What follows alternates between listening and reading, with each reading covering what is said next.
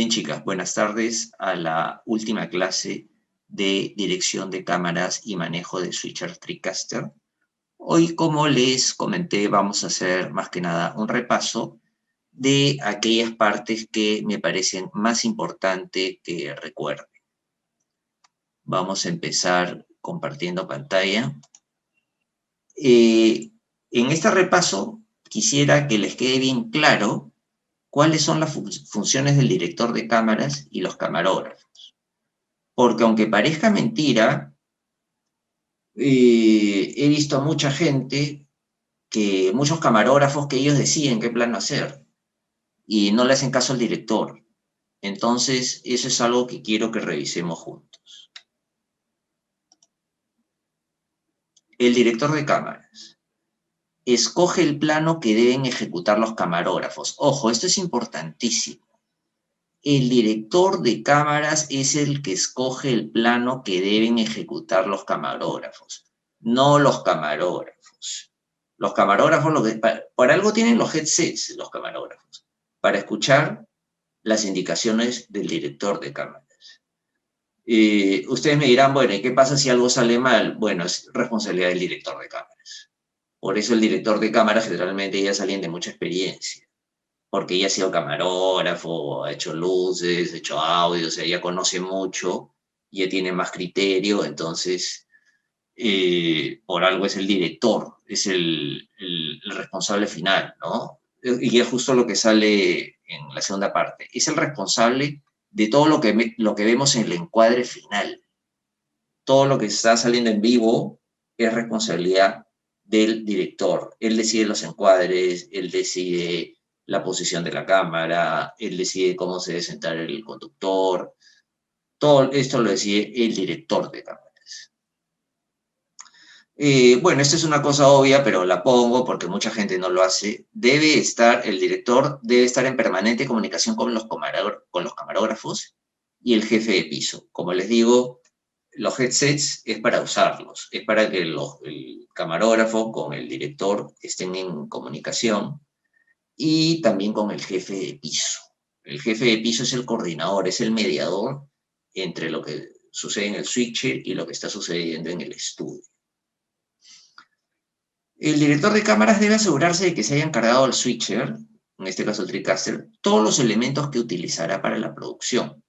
Fotos, videos, títulos, logos. O sea, el director de cámaras cuando se sienta frente al switcher debe revisar que esté cargado todo lo que él necesita.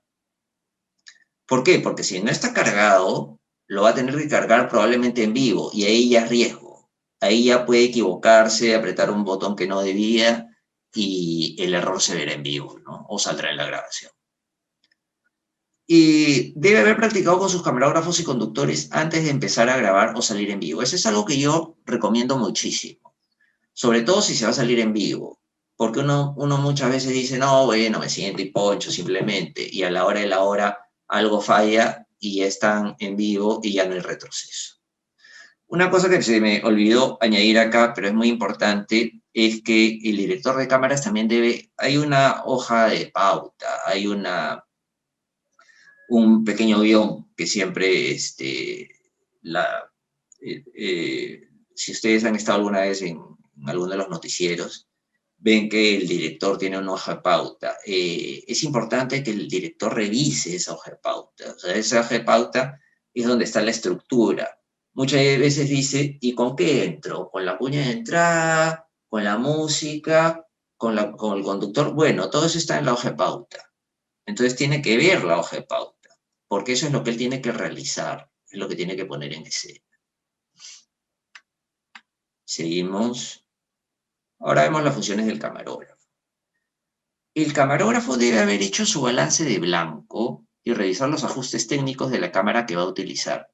Filtro, iris, antes obviamente de salir en vivo, ¿no? O sea, todos aquellos detalles técnicos que tienen que ver con la cámara, tiene que haberlos hecho antes el camarógrafo.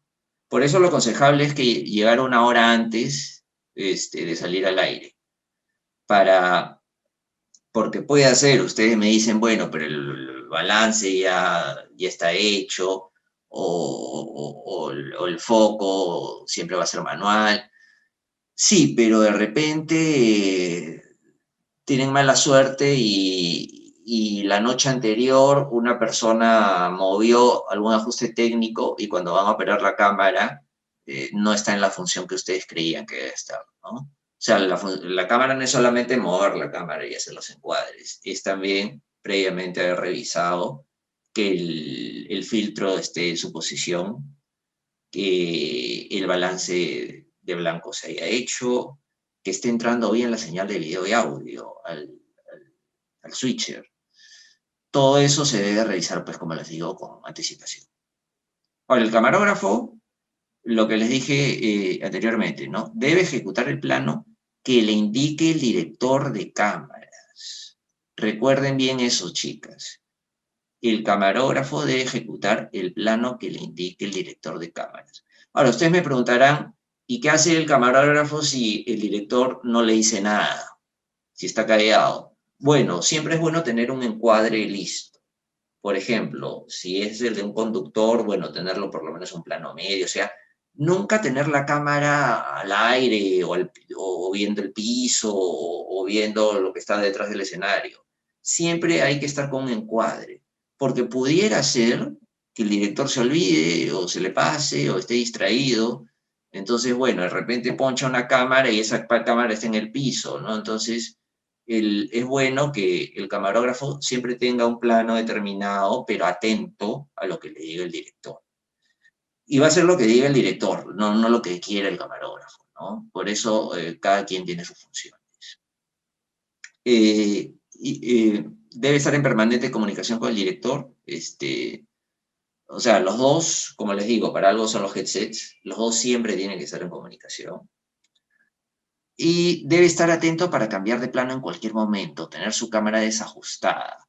Esto es algo que yo recomiendo un montón. O sea, muchas personas dejan el plano fijo y listo, ¿no? Sueltan la cámara, están con el celular y me olvidé hasta que me vuelvan a avisar, ¿no? ¿Y qué pasa si de pronto, pues, el invitado se pone de pie o el conductor hace un movimiento rápido? Si la cámara está ajustada, van a forzarla, pueden romper el trípode si la hacen muy fuerte, o en todo caso no lo van a poder hacer, no van a poder mover.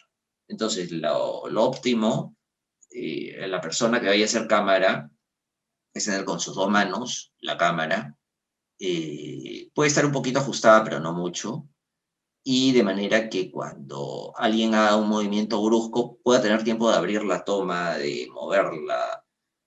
Por eso es el camarógrafo, ¿no? Si no, no sería necesario tener camarógrafos. Por eso, si el camarógrafo está en la cámara, tiene que estar operando. Si no, como les digo, hace un encuadre fijo y listo, ¿no? Pero lo óptimo es que haya camarógrafo, ¿no? Bueno, eso con respecto a lo que es dirección de cámaras. Una última cosita antes de pasar este otro tema de manejo de planos. No olviden que siempre en un switcher muchas veces hay dudas, ¿no? De que hay que hacer el encuadre así, hay que entrar con esto, hay que entrar con el otro. Bueno, el que tiene la última palabra es el director. Eso nunca lo olvide. Si el del prompter, con el asistente, con el sonidista, están que se cuestionan, mejor entramos así, mejor entramos así, pueden sugerir, obviamente, al director, pero él es el que decide, el que tiene la última palabra. Entonces, si alguna vez ustedes hacen dirección, recuerden que ustedes tienen la última palabra, ustedes tienen la decisión de todo y ustedes son las responsables finales de todo. Todo lo que se ve en el encuadre va a ser responsabilidad de ustedes. Entonces, por eso es necesario tener una buena comunicación con su equipo. Dicho esto, refrescando esto de las funciones, que es muy importante, vamos a hacer una rápida revisión de los encuadres, de los planos, porque la comunicación entre el director y el camarógrafo es una comunicación de datos técnicos. plano medio, corta izquierda, corta derecha. Entonces, si el camarógrafo no sabe qué es un plano medio, no sabe qué es un plano entero, obviamente no va a saber qué hacer, ¿no? Y esa es la manera profesional de trabajar, esa es la diferencia, pues, con una persona que no sabe, ¿no? Los tipos de encuadres que debe saber todo camarógrafo y obviamente todo director. Entonces, este es un video que seguramente hemos visto al comienzo, pero resume bastante lo que les he dicho ahora, los tipos de planos. Así que vamos a verlo rápidamente, porque después en el trabajo que les voy a encargar, les voy a pedir que hagan algunos planos con su teléfono.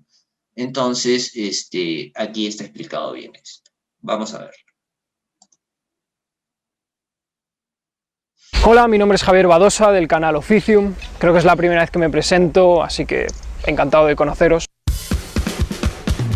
Ya sea para criticar una película, para analizarla, para cuando tienes que grabar, para cuando tienes que editar, para cualquier cosa relacionada con el mundo audiovisual, con la televisión, con el guión, hay que conocer el lenguaje y saber manejarlo.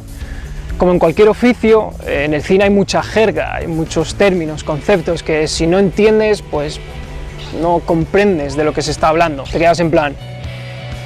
Entonces hoy os traigo una primera lista de conceptos cinematográficos que, aunque es verdad que podríamos desarrollar muchísimo más cada uno, está bien para tener una visión general y esto solo es una parte de ellos.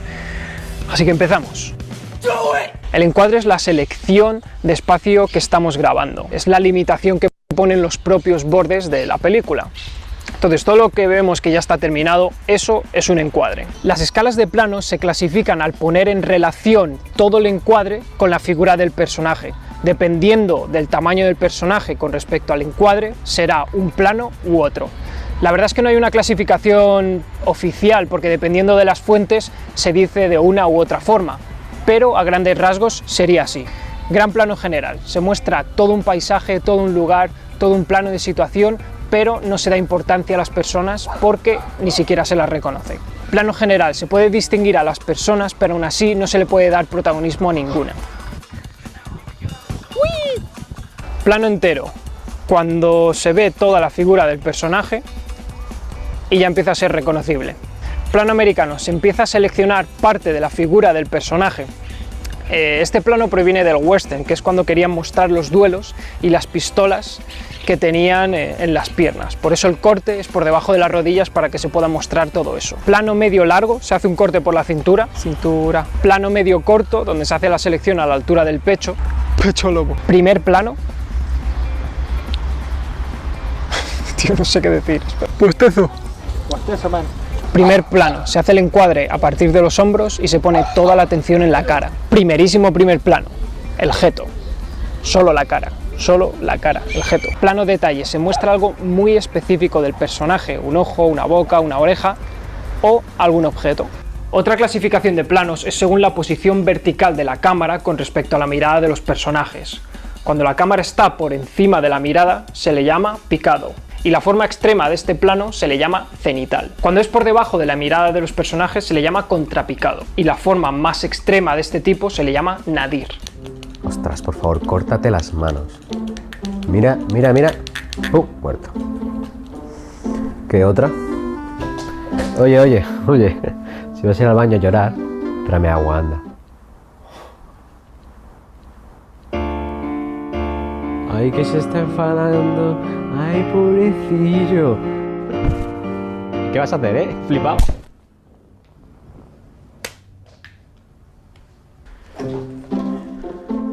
Bueno, ¿qué? ¿Otra? Bien, chicas, eso fue un repaso en lo que a planos se refiere. Ahora, este video va a estar colgado después en YouTube y les aconsejo que cuando tengan alguna duda sobre cómo se llama tal plano, bueno, lo revisen, ¿no? Ahora, cuando el director da indicaciones, no solamente se va a referir a planos, plano cerrado, plano medio, plano americano, como hemos visto acá, sino también va a hablar de movimientos, un paneo, un tilt up, un tilt down, un dolly in, un dolly out, que debe ejecutar el camarógrafo. Por eso los trípodes de las cámaras del estudio tienen esas rueditas, no son cámaras fijas. Tienen ruedas para que se pueda desplazar el camarógrafo. Obviamente de manera lenta, con mucho cuidado, pero para eso están pues, las ruedas, ¿no? Para que pueda movilizarse. Entonces, con respecto a lo que es movimientos de cámara, que es otra cosa, vamos a movimientos de cámara. Vamos a ver este video que explica muy bien los movimientos más importantes en cualquier producción audiovisual. Parte fundamental del lenguaje audiovisual radica en la correcta utilización de los movimientos de cámara, los cuales nos permiten expresar los sentimientos que previamente plasmamos en nuestro guión. Existen dos tipos, los movimientos mecánicos y los ópticos. Dentro de los movimientos mecánicos, el primero que veremos es el panning o paneo. Este movimiento se realiza girando horizontalmente la cámara de un lado a otro sobre su propio eje. Puede realizarse de 180 grados a 360 grados, dependiendo de los requerimientos de nuestra historia. Generalmente, el paneo se usa para la descripción de un espacio o acción y para el acompañamiento de un personaje. Como segundo movimiento mecánico, tenemos el tilt up y tilt down. Vamos a verlo. Para llevarlo a cabo correctamente, debemos mover la cámara verticalmente en 90 grados sobre el eje de las Y. Nos ayuda a ofrecer magnificencia, podemos dar perspectiva de inferioridad o superioridad de nuestro personaje y sensación de profundidad. Ha llegado el momento de hablar de el traveling. La particularidad de este movimiento suele ser confundida en el medio con el paneo. Para llevar a cabo dicho movimiento, lo primero que debe hacerse es montar la cámara sobre un riel, fisher o grúa. Su uso específico es descriptivo.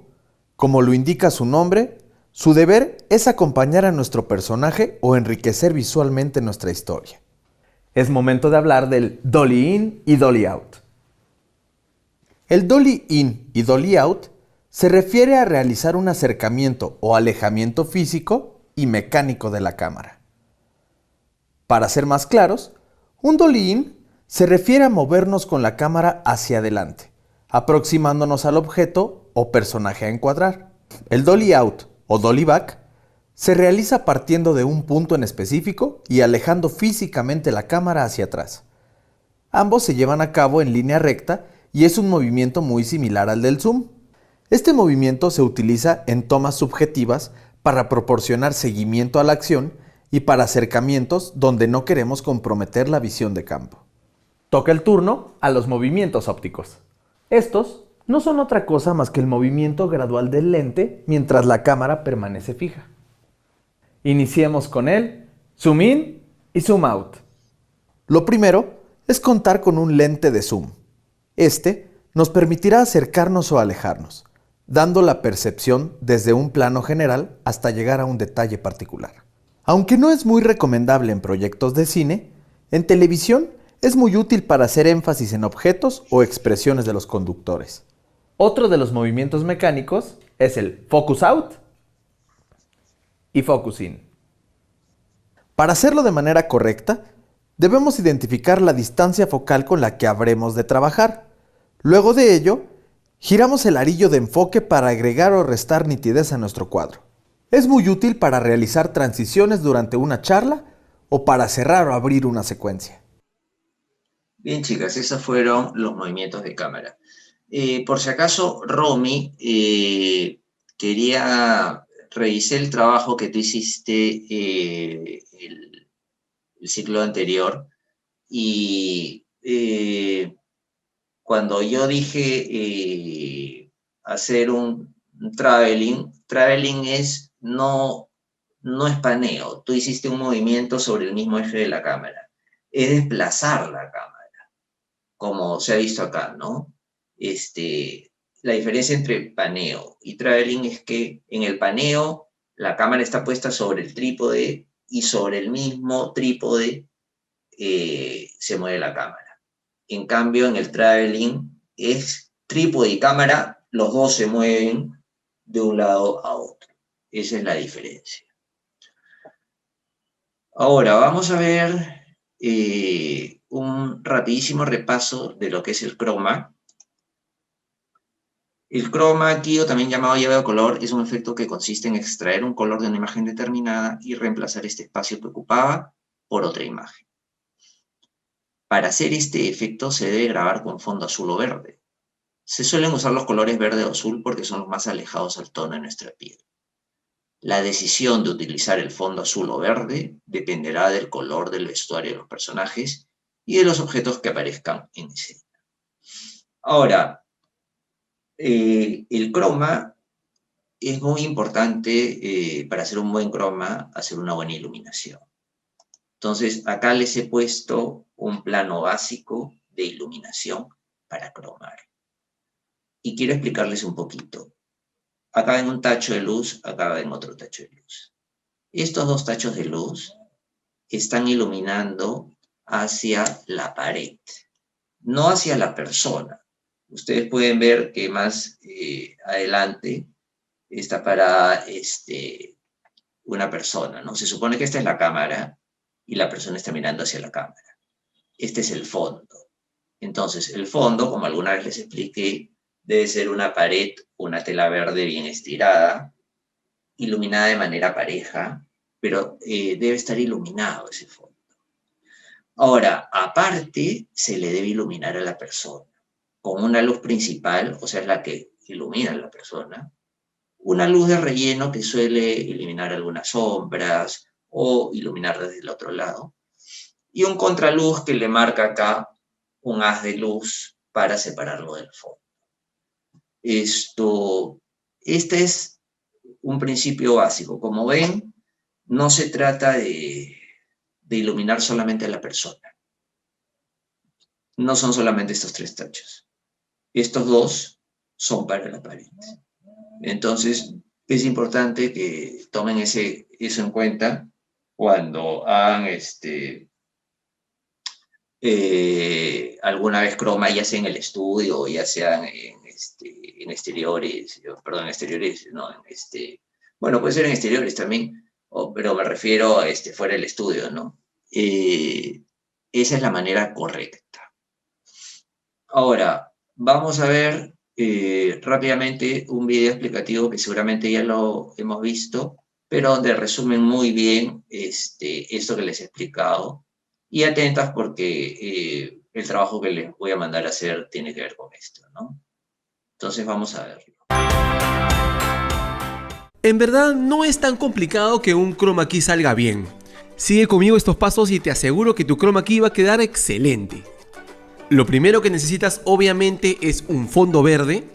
Se suelen pintar algunas paredes con este color verde, pero creo que la mayoría, por un tema de practicidad, contamos con una tela verde. La venden por todos lados y no es complicado conseguirla. La mejor manera de montarla es usando un portafondos, que son estos parantes y una barra horizontal que también son fáciles de conseguir porque muchos fotógrafos la usan para retratos. Entonces lo esencial es el fondo verde. Es muy importante que la tela quede muy tensa, incluso más tensa de lo que lo he podido hacer yo para este ejercicio. Definitivamente esto influye a la hora de trabajar en postproducción, a la hora de hacer el croma ya en After Effects. Hay ganchos hechos para este fin, pero si no lo tienes, la cinta masking tape puede hacer un buen trabajo. No quiero dejar de hablar de la locación. Trata de tener bastante espacio para el croma. Proyéctate que la persona esté parada aproximadamente de 2 a 3 metros separada del fondo, para evitar que una vez que se ilumine el fondo, haya un rebote de la luz ya de color verde hacia la persona. Mientras más lejos esté la persona del fondo, va a ser más difícil que le caiga un rebote de una luz verde a su espalda. Debe ser tú quien tiene control sobre la luz, por eso es que si hay alguna entrada de luz natural, debes bloquearla como yo lo he hecho para este ejemplo, porque como te imaginarás, a lo largo del día la intensidad y la temperatura de color de la luz va variando, por eso es importante que seas tú quien maneje la luz. Justamente con respecto a la iluminación, a la hora de hacer un croma yo no uso menos de 5 luces, 2 luces suaves para el fondo, en este caso 2 softboxes, 2 luces para la persona que estará frente a cámara y una quinta luz para lograr un brillo en el cabello de la persona. Con respecto a la relación entre el fondo y la persona que sale frente a cámara, hay dos principios que tenemos que tener en cuenta. El primero es que debemos iluminar el fondo de manera constante, o sea que debe caerle la misma intensidad de luz a la mayor parte de la tela verde. Esto lo puedes comprobar con las cebras de la cámara. Asegúrate de que las cebras estén presentes sobre toda la superficie verde de manera constante. El segundo principio que debes respetar es que la intensidad de luz que caiga sobre la persona debe ser 1 o 2 stops por encima del fondo. Es decir, el sujeto debe estar iluminado con mayor fuerza que el fondo. Todo esto para que la eliminación del fondo sea mucho más sencillo en After Effects. Quiero agradecerle a mi hija Valeria porque una semana más ha aceptado ayudarme para este tutorial. Muchas gracias, Vale. Asegurémonos que todos los movimientos que se produzcan frente a cámara se hagan siempre dentro de esta pantalla verde. Si alguna parte del cuerpo de la persona sale del fondo, no se va a poder cromar. Por eso a la hora de grabar hay que estar muy atentos de que la persona o ninguna parte de su cuerpo salga del fondo.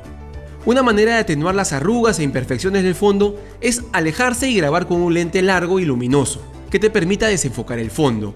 En mi caso yo usé un Sony 50mm 1.8 y un lente Sigma 18-35mm 1.8 también. Entonces eso me ha permitido desenfocar el fondo con mayor facilidad. Hasta aquí entonces la grabación. Hagan algo creativo. Y una vez terminada la grabación nos vamos a la edición. Bien, chicas, y eso fue lo referido a lo que debe ser la correcta iluminación para poder hacer un buen croma. Y ojo con esto porque siempre le insisto bastante con esto porque no todo lo hace el equipo. O sea, no crean que porque tienen una Super Mac y ya van a poder hacer un buen cromado. Si no iluminaron bien, no les va a solucionar el problema. Es muy importante que esté bien iluminado. Ahora vamos a ver otro video que habla del croma y de los sets virtuales, que ya hemos visto y resume bastante esto para que tengan más conocimiento todavía. Entonces vamos a ver este. Hi, and welcome to CMAX training video for using the green screen and the virtual sets. In this video, we'll discuss how to key the green screen, set a new background by using a picture, video footage, or one of many of the TriCaster's pre-made virtual sets. But before you get started, there are some key things to be aware of. Keying the green screen successfully requires adequate lighting. CMAX staff has already taken the necessary steps to ensure this. However, it is important to make sure that all the lights assigned to the virtual set are turned on. Next, you'll want to place your talent in front of the green screen. The trick to a good key is finding out how far away you can have your talent stand from the green screen and still have good lighting with a full green background. To demonstrate this, we will use CMAX Studio Mannequin, the only person who doesn't mind standing still until you've gotten your cameras and lighting just right. The further you are, the better. The closer you are, the more the green from the backdrop will spill onto your talent, which will not only cause problems when you attempt to key out the green, but will appear on your video as poor lighting. So always make sure that you place your talent a few feet away from the screen itself. Now we're ready to set up our shots. The next thing you'll do is set up the cameras you'd like to use with the green screen. You can use 1, 2, or all 3. Whichever makes the best sense for your show. Once you've chosen your cameras, set your shots to your preference and then lock the cameras down. Once you have committed to using the green screen, the option to move the camera while recording is no longer available. Next, we'll move into the control room to finish the rest of the setup process. When we're talking about virtual sets, it's important to understand that we're really talking about mix effects. That is, mixing one input, say a camera, with another, like a picture. The inputs are located in 2 places. On the physical control surface, it looks like this. The digital representation will also be visible on the screen. Both will do the same things. It's just up to the user to decide which they'd like to use. Using the digital interface, you will select one of the corresponding ME tabs. They will be labeled and numbered 1 through 8 via ME1, ME2, ME3, and so on. Just like we have 8 buttons for cameras, we will have 8 for our mix effects. But just as we only have 3 cameras actually plugged in, we will only use 3 mix effects, or ME tabs at most. Since a virtual set is really a composite, 2 images merged together to be seen as one, each camera, depending on how many you use, will need to be composited and assigned to its own ME tab. Once selected on an ME tab, you must delegate what goes in the A input and what goes into the B input. Remember, we're working with a composited image. We will need to tell the TriCaster which is our first image and what is our second. And most importantly, which one goes in front, i.e. A over B. This is the default setting for our ME's options. To use a virtual set, this would need to be changed, but we'll cover that a little later. I know that my talent is on camera 1, and I want him or her in front of a new background. So I'll choose 1 here on the A bus. If I want to use a picture, I'll choose the location I saved it in, either Graphics 1 or Graphics 2 in the B bus. And if I want a motion background, like a video, then I'll choose whichever location I saved that in, i.e. DDR1 or DDR2. Now let's key out the green in the camera. On the TriCaster interface, you'll see that each of the cameras has a window. Looking at camera 1, in the lower right corner, there is a small gear icon. Selecting that, a new window of options will appear. Here, we'll click on Live Matte. This is the control panel for keying out the green screen.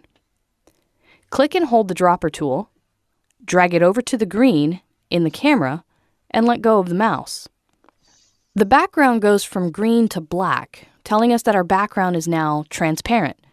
We're almost ready to composite in our background, but not quite yet. If you notice, we have a little bit of green washing over onto the hair and the face. In this same control panel, you have some other controls that will help with this. You can adjust your smooth and tolerance levels until you find a blend that eliminates as much of the green as possible. Once you've finished with the adjustments, you'll be ready to set up your virtual set. It's good practice to start with ME1 if you're only using 1 camera with the green screen. If you're using all 3 cameras, it's less confusing if you assign each camera to its corresponding number, i.e. camera 1 is assigned to ME1, camera 2 to ME2, and so on. Let's start with ME1. I'll make sure this tab is highlighted. I'll select the corresponding number in the A bus, and then select the appropriate location for my background on the B bus. Done. Now I'll be able to use my newly composited image for my show. All I have to do is press ME1 on the switcher, and the virtual set is now visible. If I were using all the cameras on the green screen, I would simply repeat these steps for each. And once I'm ready to begin my show, I'd only use the ME buttons on the switcher to either cut to or change cameras on my virtual set. Now let's discuss the pre-made templates that are offered within the TriCaster itself. Setting up and using a template is just as simple and easy. After the cameras have been appropriately keyed and you're ready to choose your background, simply click on the plus sign icon here next to Default. A new window pops up and gives you a range of options to choose from. By scrolling down, you can see a variety of virtual sets to work with. Depending on your needs, some will be a simple background, like this one. Others will give you a little flexibility in customizing the set with any graphics or videos you would like to display.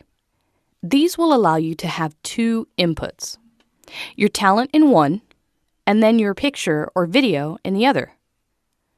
The set will display what input will appear where.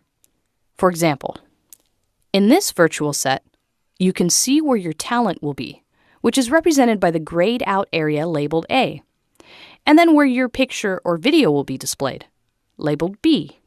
Simply come down here and choose where those images will be coming from.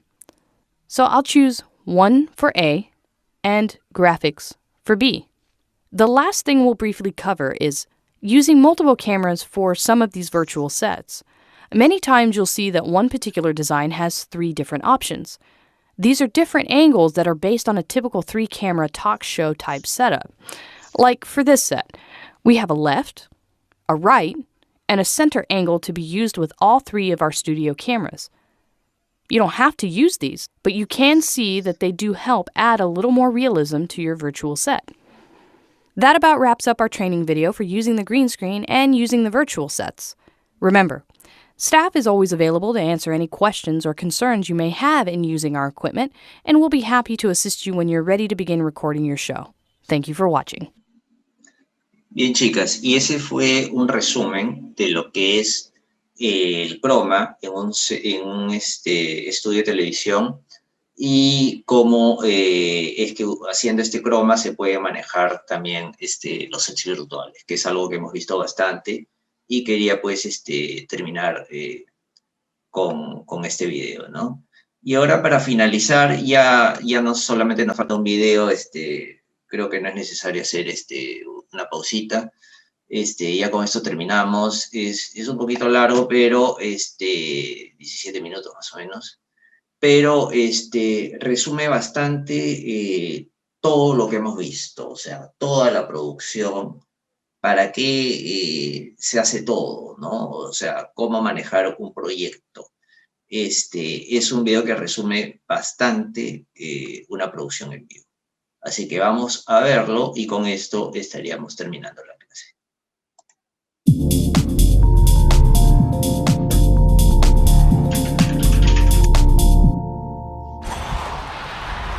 Now that we have everything configured inside of the TriCaster, we're ready to take a look at an actual live production.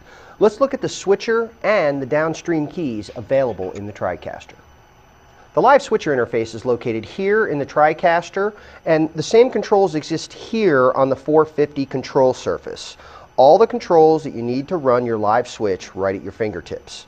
Now, as we look at the switcher interface itself, there's a program bus, a preview bus, and a utility row which can be delegated for 4 different uses. It can be an effects row, it can be the source selector for DSK1 or DSK2, and it can also be the selector for what's going out of the auxiliary video output. Now, over here we have our transition controls, and again, the transition controls are here on the control surface. And over here we have the transitions themselves for the background, and then the transitions and the controls for both of our downstream keys that are available in the switcher. Now, as we look at the switcher itself, you can see the 4 live inputs on the switcher. You can see that we have our 2 network inputs, the 2 digital disc recorders, the graphics player, a frame buffer, and then there are 4 virtual inputs, and we'll talk about those in just a little while.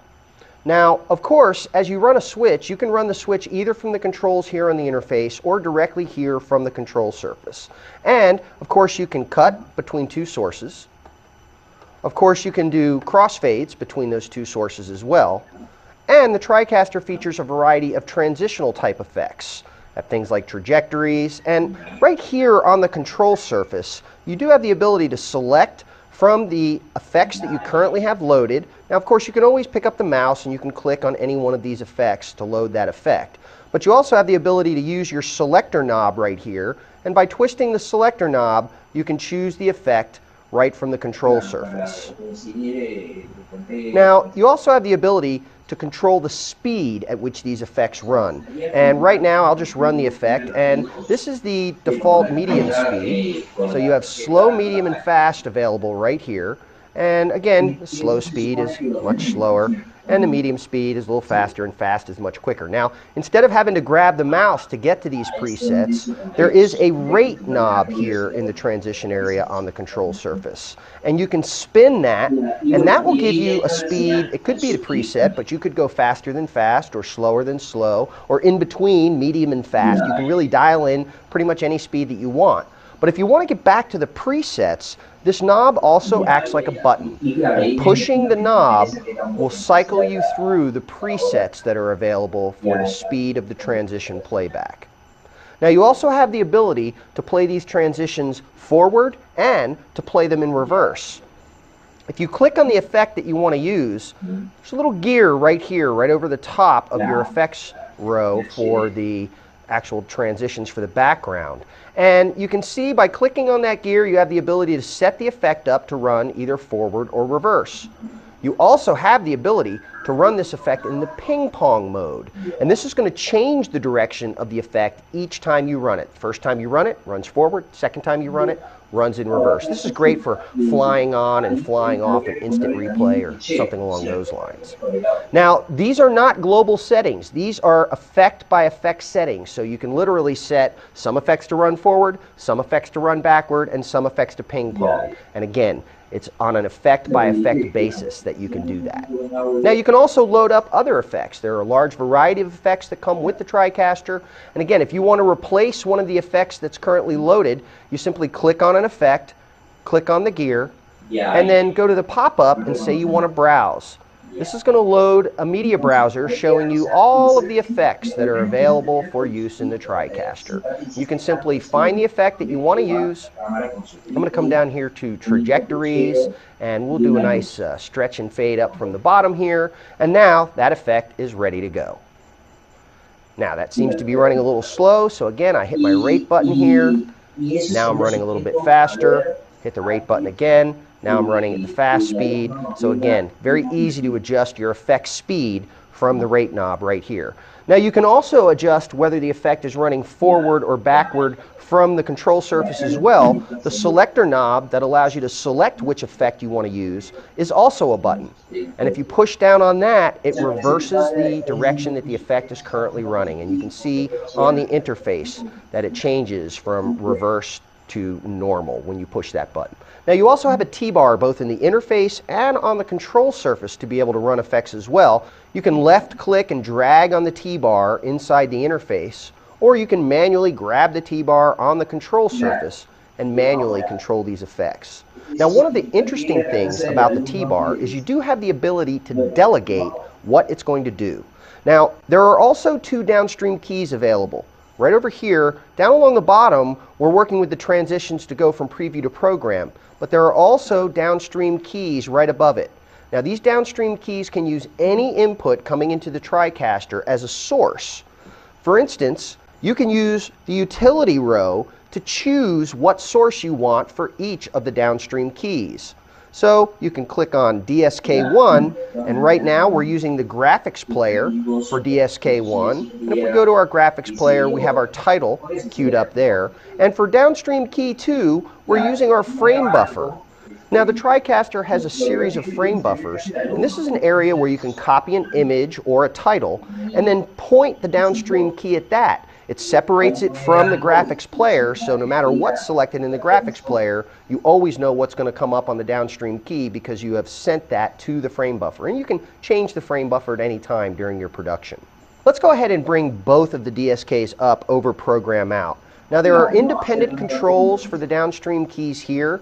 There are also controls on the interface for both take and auto for each of the downstream keys. So you can either click on these with the mouse, or again from the control surface, we can just hit take and we can bring both of those downstream keys up. Now again, you do have the ability to use transitions to bring those on and off the screen, and it's the transitions listed right here. So you can, again, all the same techniques work that we use to load and manipulate the transitions down below, except for the fact when you're using a downstream key, your transitions are automatically always in ping pong mode because you're always going to fly that graphic on and then fly it back off with the same motion. So that happens automatically for you within the TriCaster. Now, one of the great things about any of the inputs in the TriCaster is that you can crop, scale, position, and rotate it. So we can take our overlay here, which is on DSK number 2, and I've got a positioner area of the control surface right here in which I can select what it is that I want to modify, and I'm going to say I want to modify downstream key 2.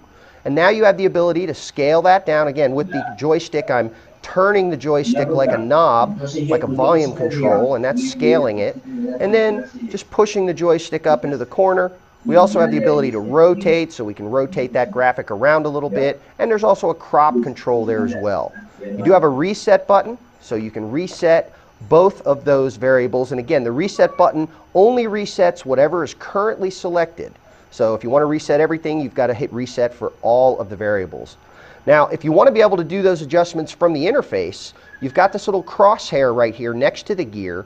And if you bring that up, you have all of the same controls right here that you have on the control surface. So again, we can move this around, we can scale it. Now when you're working with the controls on the interface, I would recommend working with the icons, not trying to scale the individual axes here. So just click right on the icon and you can just use the mouse. We can rotate that around a little bit.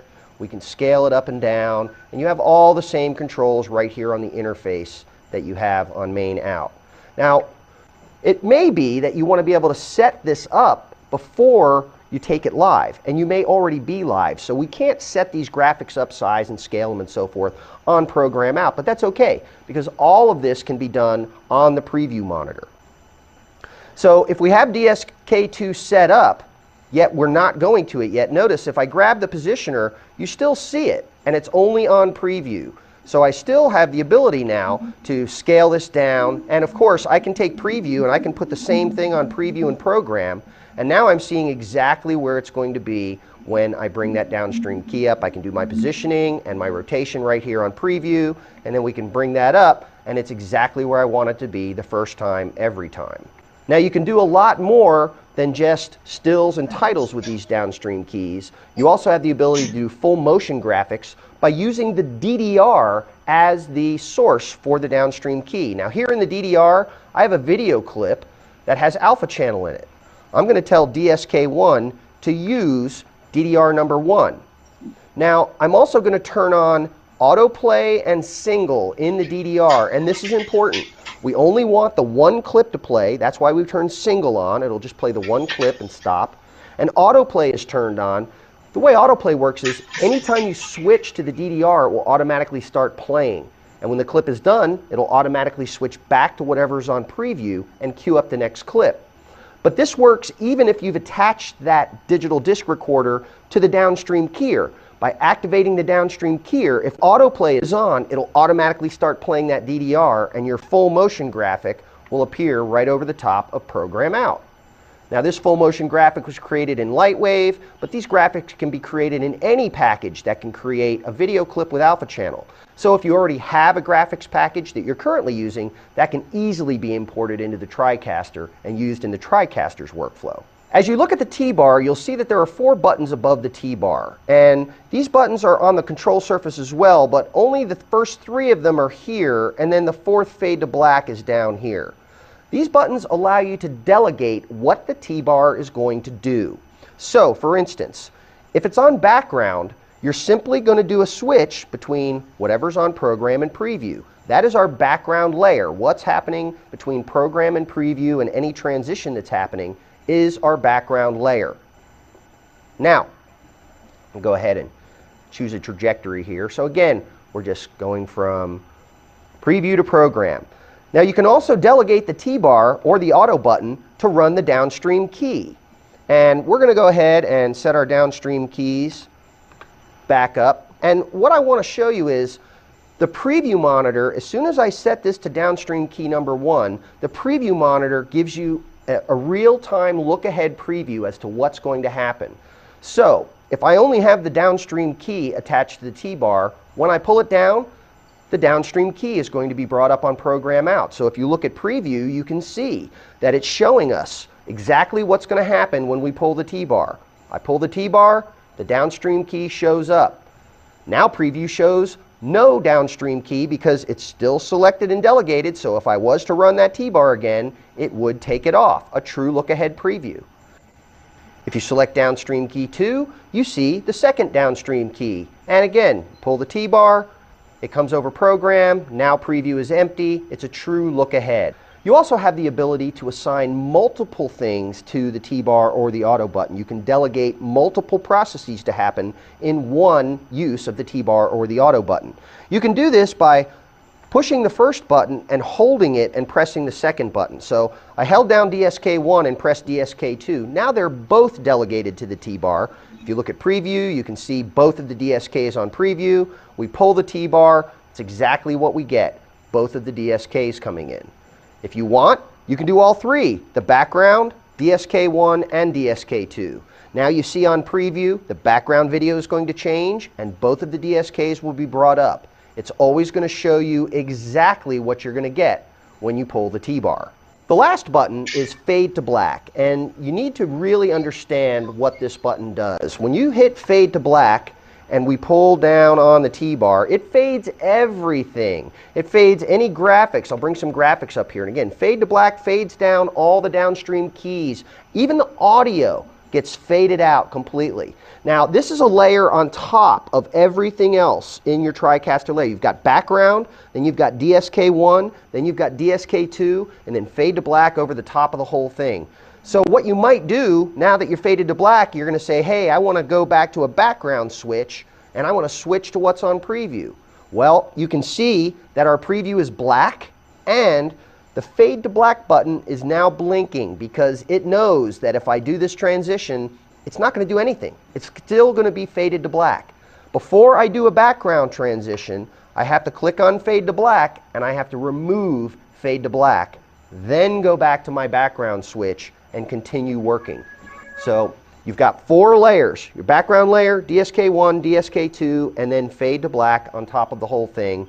And you've got the ability to delegate the T-bar or the auto button for any of those functions. You can also use any of the live inputs in the downstream keys, and this is great for doing a picture-in-picture effect. For instance, we're going to go ahead and select DSK1 as input number 4. And now I'm going to go ahead and put preview and program up.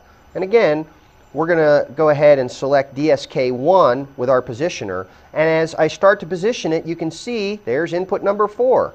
I can scale it down, put it over here in the corner, and rotate it around. And then again, when you activate that, it's exactly what you want the first time, every time. You also have the ability to customize the switcher interface to match your production needs. And you can relabel both the buttons on the switcher and the monitors that are associated with those channels of the switcher. On any button on the switcher, you can right-click and select Rename. And you get 2 options, the option to rename the monitor and the option to rename the button. So you have a lot more room on the monitor. Again, if I wanted to put Kiki's camera, Kiki camera, on the preview monitor, and I'm going to go ahead and rename the button just as Kiki. Now you can see that the button is labeled Kiki, the monitor here is labeled Kiki's camera, and this has also been relabeled on our multi-viewer. And if you go into one of our virtual input setups where there's another switcher, it's also been renamed in this switcher. So the renaming of any of the buttons or any of the monitors within the interface is propagated throughout the entire interface automatically.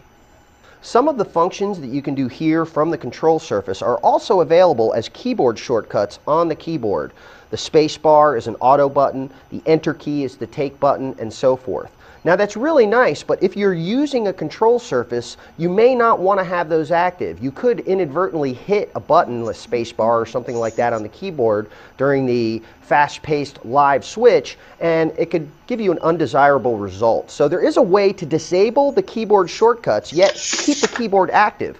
You may need the keyboard to be able to type things in, to change title templates, anything like that, but you don't want to have those keyboard shortcuts active.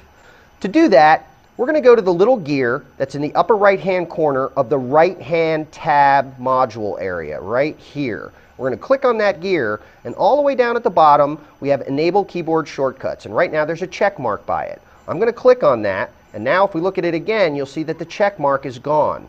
So now all the keyboard shortcuts are disabled. You can still use the keyboard to type, but you're not going to make a mistake and do something disruptive to the switch accidentally.